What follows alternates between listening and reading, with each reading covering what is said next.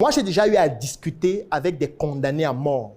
Discuter avec des personnes qui sont en prison. Parce que moi, j'ai allé en prison régulièrement. Discuter avec des personnes qui ont tué quelqu'un. Et qui t'expliquaient que il fallait le faire. Lui n'estime pas que lui il est méchant, elle n'estime pas qu'elle est méchante. Il t'explique et c'est logique. C'est cohérent. Elle te dit non, il fallait que je tue cette personne. Je vais vous prendre un cas de figure de quelqu'un qui a tué une autre. Ce sont des Camerounais. D'ailleurs, que régulièrement, même sur Internet, on en parle. Ce sont des Camerounais qui sont aux États-Unis, un homme et une femme. Et le monsieur vivait aux États-Unis depuis 10 ans. Comme il ne veut pas se marier avec les personnes qui sont aux États-Unis, parce qu'on sait pourquoi, il est venu au Cameroun. Il a trouvé sa femme au Cameroun. Il a fait les papiers de sa femme. Ils sont partis aux États-Unis après s'être mariés au Cameroun. Ils arrivent aux États-Unis, il avait une grande villa, il avait beaucoup de biens, il avait un patrimoine de près d'$1 million. Ils sont restés en couple peut-être pendant 1 an, 2 ans. Après, la femme commence à le tromper, sans se cacher. Et que parfois même dans sa maison.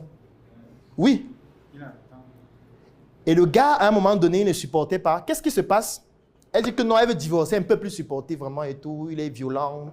À la maison, ça ne donne plus vraiment. Elle ne peut plus continuer comme ça. Elle a le droit d'être heureuse. Elle a le droit d'être heureuse. On lance la procédure de divorce. Le divorce est acté. Et vous savez ce qu'on décide? On décide, 1, de donner la maison à la femme. 2, la garde des enfants à la femme. 3, chaque mois, il doit lui verser l'équivalent de pratiquement $5 000 chaque mois. Sans vivre dans la maison qu'il a payée avec un crédit de pratiquement 10 ans. Dans cette maison, elle va vivre avec ses enfants et un autre homme. Vous savez ce qu'il a fait? Il est écrasé avec une voiture. Oui. Il a pris une voiture. Il avait déjà analysé ses mouvements. Il a roulé, il l'a écrasé. Il est allé en prison. Et quand tu lui parles, tu demandes d'expliquer ça, il t'explique ça de manière cohérente, logique, simple.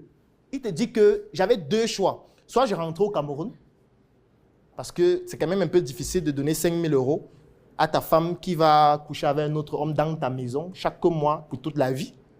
Donc soit il rentre au Cameroun et ça coupe ça. Rentrer au Cameroun veut dire que donc, je lis l'heure à nouveau, donc je reprends à 0 ma vie. Soit je reste là-bas et puis je lui permets d'être heureuse avec son mari et mon argent dans ma maison. Soit je fais qu'on paie nous deux. Il la tue. Lui, il a choisi la 3e option.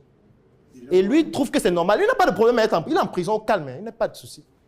Quand tu lui demandes de raconter l'histoire, il raconte posément. Quand tu lui demandes s'il est méchant, il dit que mais comment tu dis qu'il est méchant? Entre nous deux, qui est méchant? Lui, il voit que c'est elle qui était méchante. Et il a sauvé le monde de quelqu'un qui était méchant pour l'humanité. En la tuant.